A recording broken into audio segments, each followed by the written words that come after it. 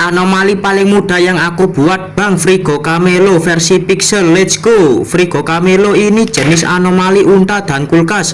Unta sendiri adalah hewan yang memiliki punuk di punggungnya. Oh ya guys, ada yang tahu nggak fungsi dari punuk unta? Yang tahu fungsi punuk unta komen dong, fungsinya buat apa?